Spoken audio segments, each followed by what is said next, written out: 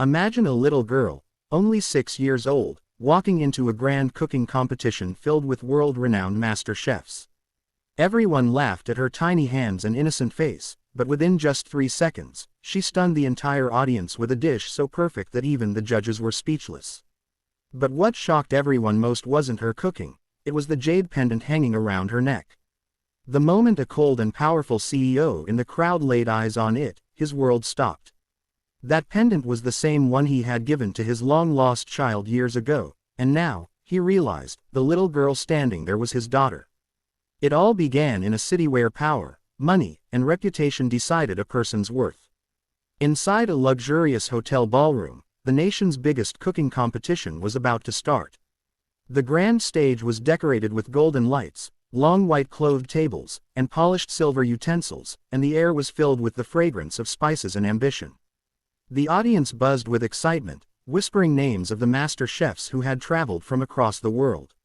Each of them was a legend, known for their unmatched skills, and each dish they created was considered a masterpiece. But just as the announcer prepared to begin, a tiny voice cut through the noise. "Wait, I want to compete too." Everyone turned in shock. Standing at the entrance was a 6-year-old girl, dressed in a simple cotton frock, her hair tied in 2 messy braids, her shoes slightly worn out. She carried no professional knives, no fancy tools, not even a chef's hat, just a small basket in her tiny hands. Laughter erupted in the room. "A child, compete against us," one chef scoffed. "Whose daughter is this? Someone take her away," another exclaimed. "This is a joke, right?" The audience murmured, but the girl's innocent eyes shone with determination. She walked straight to the stage, her little steps echoing against the marble floor. She placed her basket on the counter and said softly but firmly, "Give me 3 seconds. That's all I need." The judges exchanged looks. Some wanted to dismiss her immediately, but one elderly judge, with kind eyes, raised his hand. "Let her try. Sometimes, miracles come from the least expected places." And so, the competition began.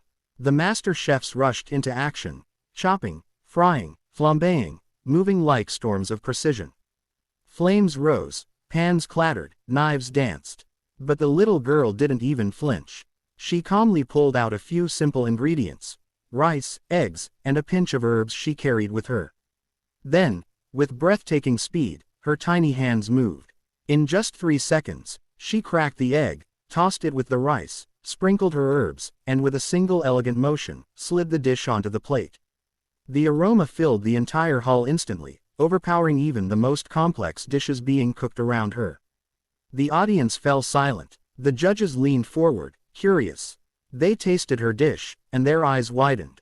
This is perfection." One whispered, "How is this possible? The texture, the flavor, the balance, it's flawless." Another cried. Gasps filled the room. The little girl had done the impossible, defeated all master chefs in only 3 seconds. But the shock didn't end there. As she handed the plate to the judges, a small jade pendant slipped out from beneath her frock. It caught the light, shimmering with a soft green glow. In the audience, a tall man in a black suit froze instantly. He was Alexander Knight, the city's most feared and respected CEO. A man whose name alone made empires tremble. His face, usually cold as stone, turned pale. His eyes locked onto the pendant, and memories he had buried deep inside came rushing back. Years ago, he had given that exact pendant to his newborn daughter before fate cruelly tore them apart. For 6 years, he had searched relentlessly, but all efforts had failed. And now, here in front of his eyes, that same pendant hung around the neck of this little girl.